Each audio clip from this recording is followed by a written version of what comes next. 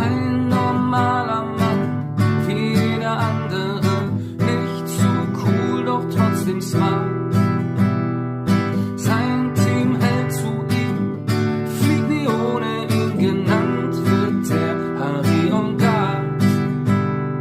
Mehr als 3000 Flugstunden hat er schon durchgemacht. Das heißt Take-off bei schlechter Sicht, bei Sonne, Wind und in der Nacht.